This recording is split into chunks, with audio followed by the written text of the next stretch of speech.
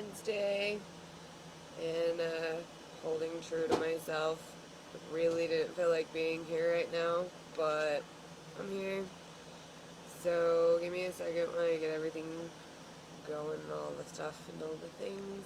What a wonderful day it's been. Isn't that right, hon? Fantastic. Hey, Rachel.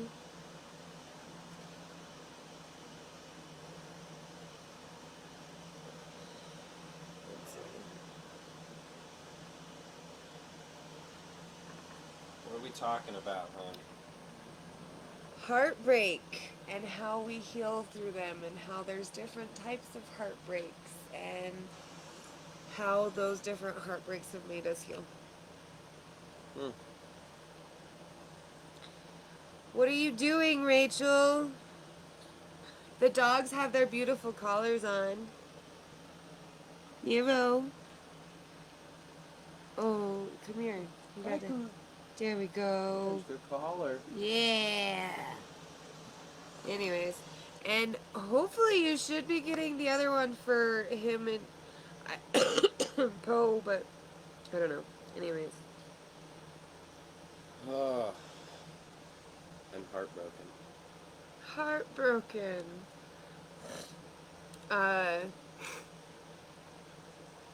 Right, I love them. I also got a blue reflective so that they all have reflective. Hopefully that's okay. And if not, then you just have extra. And it makes up for the stuff you made for me. Hello. Hello. But yeah, does like being completely overwhelmed and not really wanting to function at all and kind of just like your idea of a good day is just laying doing absolutely nothing because you can't handle doing anything, so would that be a symptom of heartbreak? I would say that's a symptom of heartbreak. I feel heartbroken not in the relationship sense, just more in the motivational sense. Well, and I don't necessarily mean My just heart, my like spirit is relationship wise. I mean like heartbreak as far as like, okay, my son's like hardcore on my brain because his due date is tomorrow, so like that is heartbreak to me. Yeah. And it has nothing to do with relation. Well, I mean, it could, but it's really, that's not why it's heartbreak for me. Yeah, you're just, but like, I just mean like typically when you hear the term heartbreak, you think of, you know, a couple that separated. Yes. But I think, you know, you can definitely feel that kind of pain and that kind of hurt in Hi, Chuck. other instances. Maybe not necessarily emotional. Yes. Well, actually, you know, I think there's a lot of emotion involved. I don't think you can have heartbreak without emotion being involved, but it doesn't have to be relationship emotion or typical Usual heartbreak association. Not the stereotype stuff. The deep stuff. That's because what a relationship is just, you know, I have a relationship with this coffee.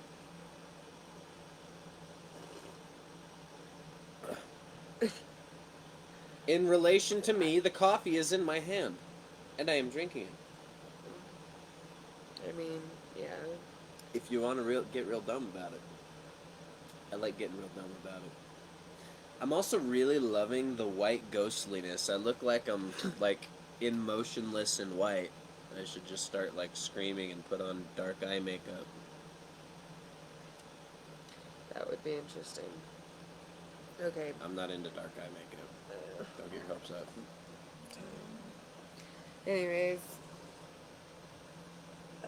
What about you guys that are watching? What's some of the heartbreak that you've gone through and survived? Speak words to me. Do it. I like words. In the meantime, let's see. It's another thing. Obviously, losing animals. That really breaks my heart, too. I'm a big animal lover, as everyone knows. and that really still stems more from like the idea of a loss. Like in the relationship when you're dating somebody, you lost them, so you're feeling broken because Chuck says it's lust you have with your coffee. you know what? I'm not gonna argue with that.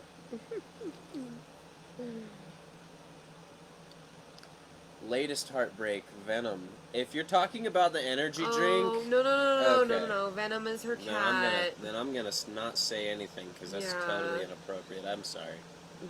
Did you ever find your pentacle? Well, so she has a pentacle, kind of like I do with my son, Oh, for Venom. But she recently couldn't find it. yeah, some kind of loss. I have a loss of sanity and control. I think correlating heartbreak with loss is actually a really good connection because you can tie them almost hand in hand all the time. This is Boo Boo's Mr. Poe. Ow. Yay! I'm glad you found it then. That makes me happy. Good news, good news. Poe wants attention. The middle of attention. But yeah, that's literally kind of what I've been feeling like. It's like I'm grieving the loss of my motivation. There's so much going on, and like I want to be more involved, and I know that I can. There's nothing necessarily stopping me from getting more active in these projects that I have surrounding me in life. I could absolutely handle more, but like, dang, I'm tired. Life is draining lately. I can't keep up with it, and I feel like there's no break because when I leave home, it comes home with me. So that's why I've just been kind of fantasizing. I went upstairs to just literally lay motionless and relax all of my muscles and not think about anything at all, and it was very healing. I feel lighter. My arms literally feel lighter. Like it was literally weighing me down in like the spiritual sense. I can make sense of that. And I kind of feel a little bit rejuvenated. Just laying down to go to sleep isn't enough. Yeah. I can't just go to sleep because if you go to sleep with it on your mind and then you wake up with it on your mind, you didn't really heal from anything. That's why I brought up that mantra when I told you if like because I know how it's really hard for you to sit in Quiet. silence. I don't like it. Silence is hard because we have all of our difficult voices in our head, and that's when they like to speak up. When you want your mind to be quiet and at peace, all that crap in your head, that's when it starts going crazy. So I hate the quiet. and that's So Chuck says that his heartbreak is losing his very close brothers he's met in the military, and most of them have passed on. He feels alone, and a long time ago, not now, I used to feel a loss in my soul that would never deploy again. And I couldn't even imagine that type of loss. I've only known a few people in the military, and of those few, they have survived being deployed, and so knowing someone on that type of level and being in their shoes, just I could only imagine your pain and that heartbreak. sorry, I was reading. She says brains can be quiet. So I'm not gonna share the details of what Rachel and I share, other than you will understand now that I'm looking at you what I'm talking about. But she and I share that commonality that we recognize in everyone, but we describe it in a different way. Sorry, I was face palming for commonality. He doesn't like it when I misgrammar. Commonality? Come on. I love you, and it's adorable, but I love, I'm gonna tease you for it. You tell him. The dogs are being cute. So, anyways, that's what that comment is. In No, I understand, but like, I didn't even. I really didn't even think that, or assume. I wouldn't have jumped to any conclusions, and I still don't know exactly quite what you mean. I just kind of assume that everyone goes through that. At some point, I mean, No. we're all capable of thinking in different perspectives and attempting to see things from a different point of Yeah. view. So it's those different points of view. When when you look at something from your own point of view, you'll probably have a reaction. And the reaction is what happens naturally when you are in a relaxed state and you are exposed to whatever, whether it be some kind of visual stimulus, you're looking at something, you're hearing something, you're tasting something, any of your senses get triggered, you're going to have a reaction, and everyone's reaction is different based on what we went through in the past. Based off of our own perspectives and our own upbringings in life. Yeah. Only 1 in 100 go through the the dissociative personality disorder. Or? So, like I said, it's not my place to explain in depth her level. I'm just. But it's along that line. Yeah. Yeah, and I think, and I. Here we go. It's. Yeah, it's. But I don't know. I just don't buy it. Me personally. Oh. Me personally, I don't really like all those labels because when you're talking about what's going on inside of somebody's head, you only have their description of it. So if that person does a crappy job at describing it, then I might think, oh, hey, yeah, you sound like you have this disorder. When in reality, I mean, they might just be describing their thought process, and they might not think that anything is broken with it. I don't know, that stuff trips me off because I'm sure if I went describing all the crazy different things that I think and the different ways that I feel all the different times, I'm sure I could be diagnosed with like at least a dozen different things, but I mean, that the state of mind's, it's just hard to get control over everything. Mind is a tricky topic, but that's not what we're getting into today. It's hard. But I do agree completely with that, and especially now that I have become more open with myself and others. Like, and Monica, I'm doing really well. Um,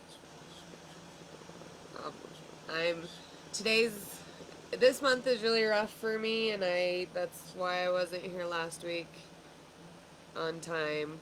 And but you know, working on it, doing better. So, how are you? Like, I haven't seen you since school.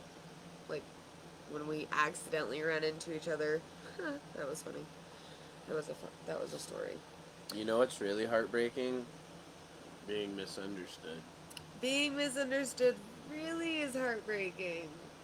It's more heartbreaking. It's the less you're expecting it, the more heartbreaking it is.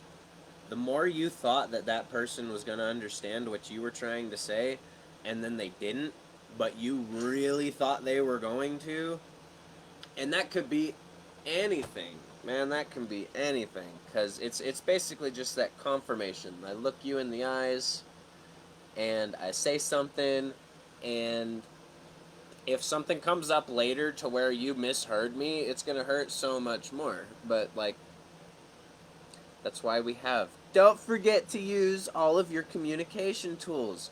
I know I'm holding coffee and doing this nonsense, but that's all I got. Use your eye contact. Use your physical contact.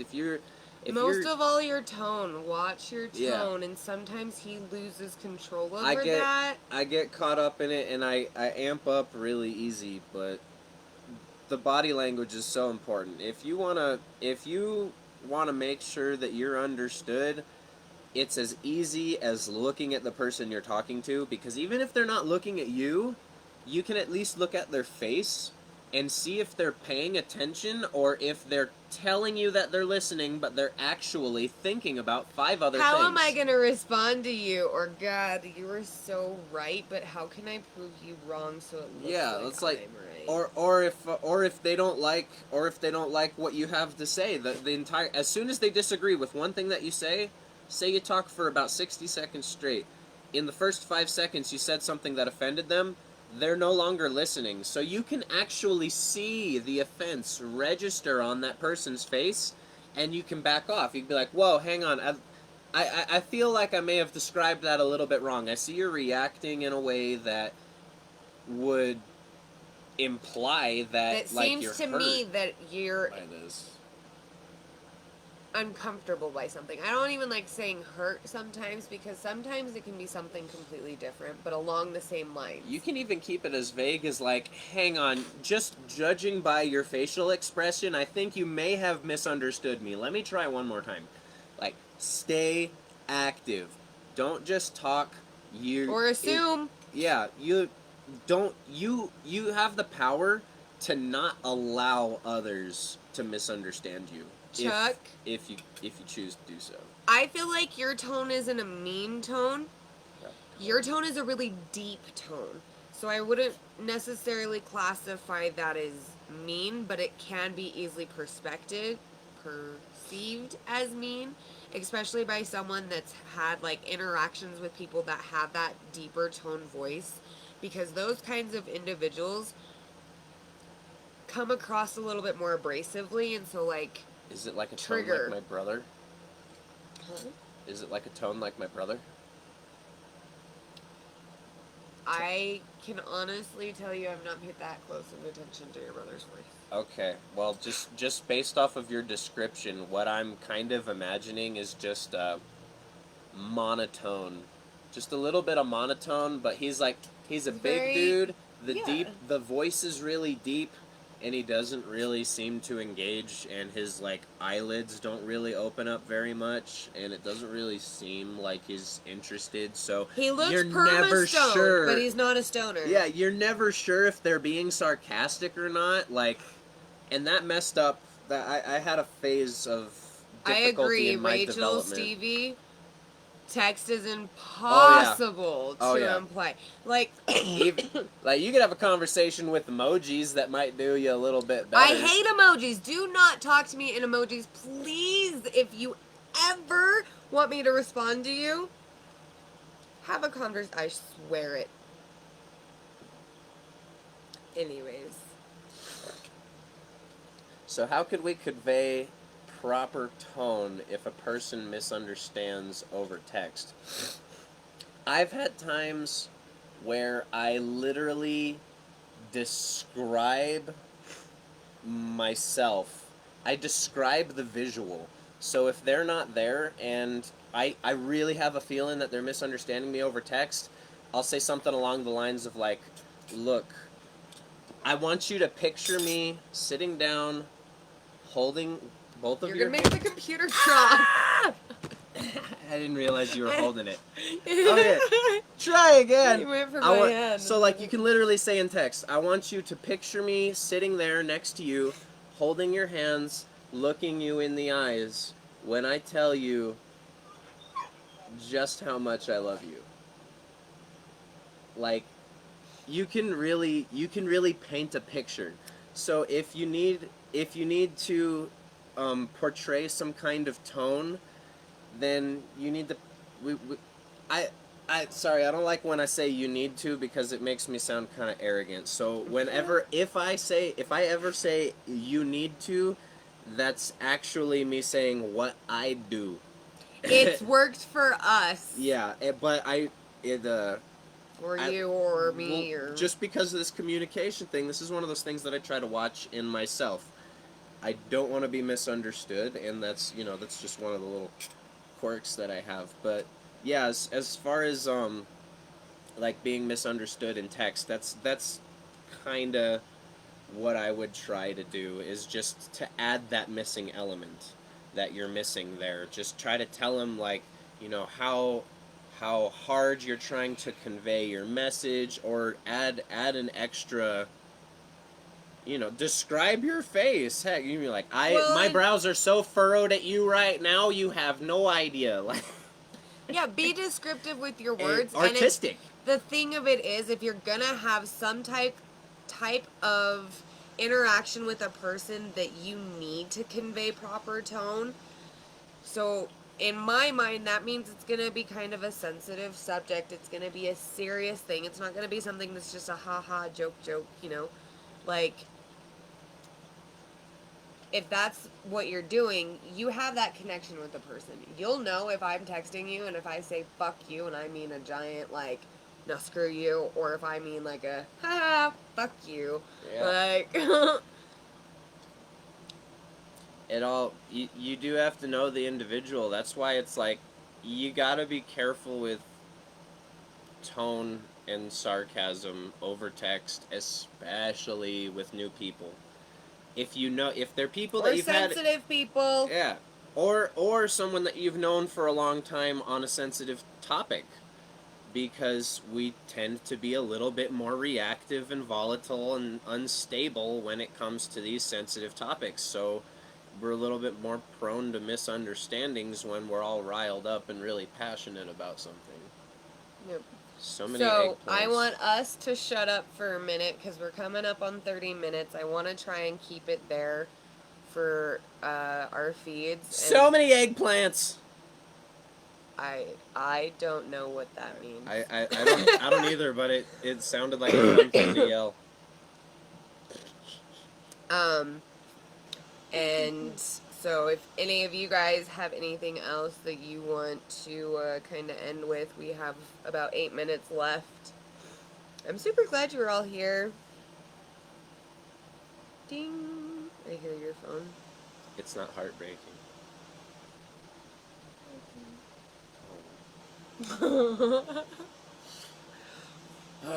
And sometimes it's just little things too.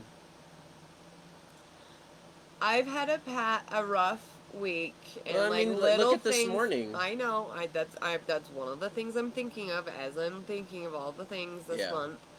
But that just trigger me, and I know that eggplants mean dicks, but there's only one dick here. Anyways,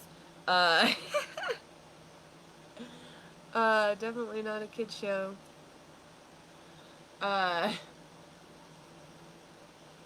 But I so easily break and crack and start drifting into this really dark space because I'm already there.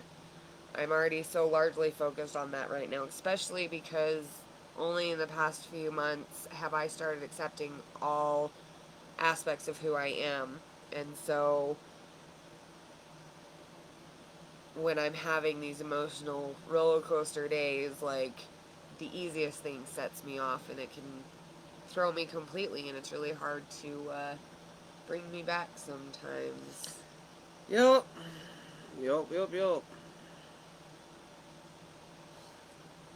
And it's just the way it just throws off the whole funk. We have to escape it. But you have to escape it in a way that's not running from it. Or avoiding it. Escape it in a confrontational way. Escape it in a healthy growing way, to where you're actually making progress and healing from whatever it is that makes you, throws you in a funk for a whole month. Yes. It's and I have a hard time resetting shuts you down. sometimes. And so Monica just said, she kind of just jumped in the middle of this video. The hardest part of communication is always defining a discussion from an argument. I always just want to discuss topics deeply and explain. It's hard to communicate that, though. Oh my goodness, my heart goes out to you so much. And this I is love also that. the one that we were talking about, the chord buddy with the guitar. That's the same person. Yeah. And I get exactly what you mean. We went into depth with that. That's kind of that was our first date. That's what got us hooked on each other, I think, because Yeah. there was just so many nights where it was just us having long conversations and kind of disagreeing a little bit, but like it's disagreeing in the sense that I think something different from you, not disagreeing in the sense that Let's hear each other out. what I think is different, what I think is right and what you think is wrong. There's not that mentality. Neither one of us thinks that we're right or we're wrong. We both understand that It's you right think for your you, way, and it's I right think for me. my way, and you know, that's okay. But because I love you, and you know, it goes for everybody too. If I'm going to talk to somebody, I want to understand. So since you're so different in all of these aspects, I want to understand the differences, even if you don't sway me to think like you. I want to know how you think. This is just getting me thinking of Sean from The Good Doctor now. Yeah. It's like he does that a lot. This character, he's just always watching people and making kind of abrasive comments on the little things that they do, and he's autistic, but like honestly, he's saying all the stuff that everyone's thinking but not really saying. So why aren't we calling each other out on these hurtful things? You know what? Someone said something and it broke your heart. A lot of times the easiest way to prevent that from happening is saying, hey, you know, it really hurt me when you did this or when you said this. Can you please explain? Like, because I know that you love me, so why are you saying this hurtful thing? And you know what? If you're talking to somebody that really cares about you, 9 times out of 10, the response is going to be, "Oh my gosh, my intention was not to hurt you. I'm so sorry." Like, we just have to speak up if we get hurt, especially from somebody that matters to us. We need to let them know, just let them know in a way that doesn't also hurt them, because we don't it just spreads around, and that's a difficult thing in itself. Sometimes it's hard to say to somebody, hey, it hurt me when you did this, because You look like they're a ghost, and it's I absolutely know, I love killing it. me. I love it.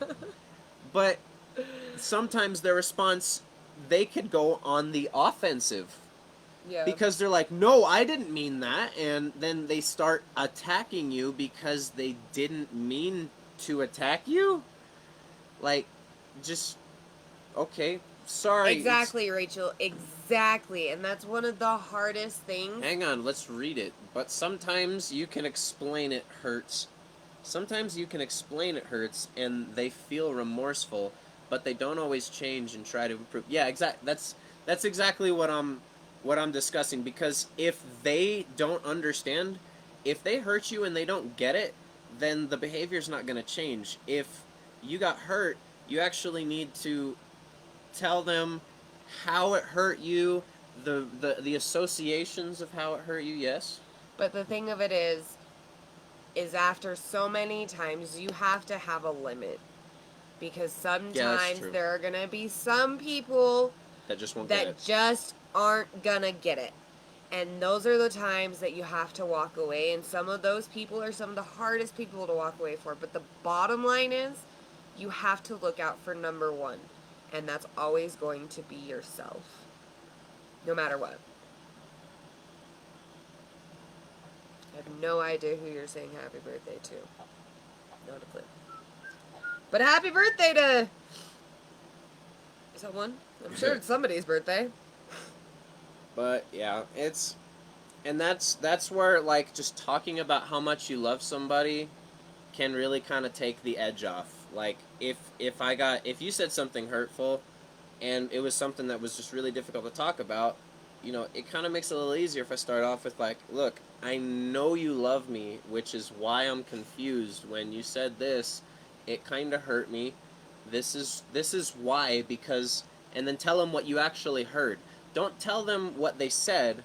You also have to say, I interpreted it this way. When you said this, it made me feel like this because I heard it in this context, and really explain it. Just don't throw the words in their face, because if you throw the words in their face, they're in a good spot to say, oh, no, I meant that.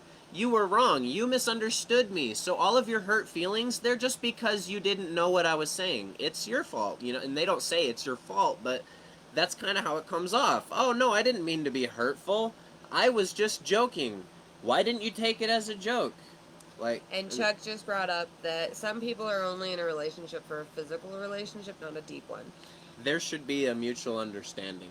At the very beginning. Like, because even if it's not a, like, boyfriend, girlfriend, romance, boyfriend, girlfriend, girlfriend, whatever it have you may be, even if it's not that type of relationship, you can still have a deep intellectual relationship with someone. But that all needs to be expressed from the very get, because having these types of in-depth, really kind of private conversations with people makes us vulnerable. And that's really where we can get heartbroken, because if we're not being honest with, hey, I only want to be strictly your friend, or I only want to have your naughty parts and my naughty parts. Like, that's how we started out. Adding to the not so kid friendliness. I said naughty parts. I almost said other things, but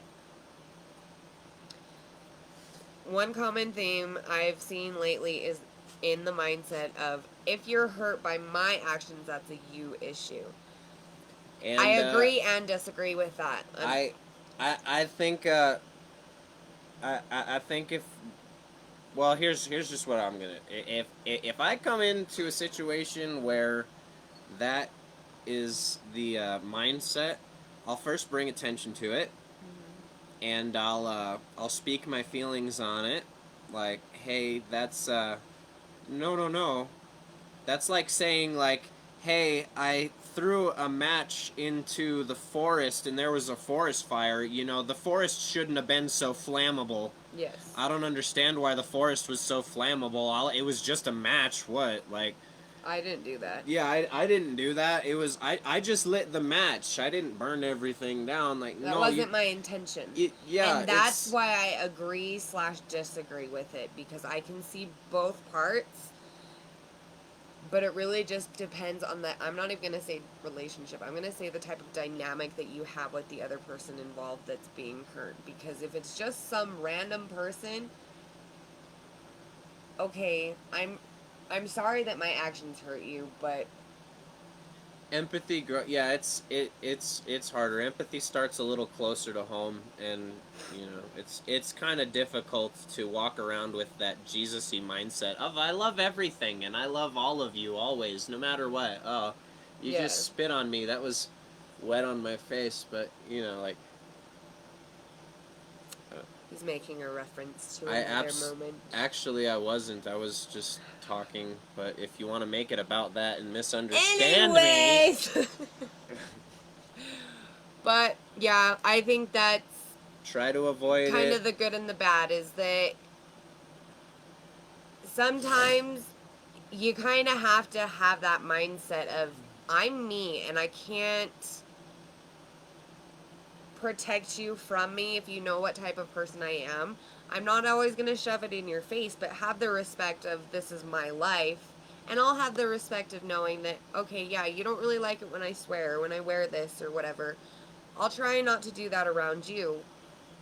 But also respect me by not shoving whatever differences that you have versus me, my own views. That's all I need. And also understand that if, you know, if you're just gonna carelessly go flapping your mouth in the wind and say things that could potentially be hurtful and could potentially trigger me all the time, and you knowing just that they're triggers, knowing that they're triggers because I've brought it to your attention and you've told me that it's my fault, and if you just really don't care, I really, after it's been described and you know that you're hurting me, yet you continue to do it, that is no longer a misunderstanding now. Now that's just blatant disrespect. So when I don't want you in my life for any reason, not even to send me text messages because just being around you isn't healthy for me at all, and I completely sever you from my life, then, you know, that's a you issue, not a me issue. Hello. Nero is being slightly concerned. Hello. He realizes that this is getting intense. Yeah. And that's exactly it. Is Know you your have to self-worth. realize where your point is and your own self-worth and stand up for it. Always. If you allow others to disrespect you, you're disrespecting yourself by allowing it to happen. If you have the control, like, you know, if you're at work and there's nothing you can do and you need the paycheck, then, you know, there's always a situation. There's always an exception, but for the most part, don't disrespect yourself by letting others talk down to you like that, because it lives in your mind. And when those other people leave and they're not saying anything mean, that's where all those voices come from in your head when you're trying to be quiet and all you can hear is, you're not good enough, you're too fat, you didn't work hard enough, that thing you did is crooked. Like, all of those negative voices, that's because we allow others to beat us down, and we believe them. we don't stand up for ourselves. Like, no, it's supposed to be crooked. So I made it that way. we are 6 minutes over because jabby jobs, we just keep going. I really love and appreciate everyone that came and talked. You can hear my dogs whining and crying. It's almost time to howl. So we love you. Chuck, I 100% agree. You cannot love someone completely until you respect them. There's different things I could go along with that too, because I feel like there's different versions of love for different things, but we could get into that another day maybe. Love you guys. Bye. Get off. Puppy dog. Puppy dog. Another puppy dog. Puppy dog. Puppy puppy. Puppy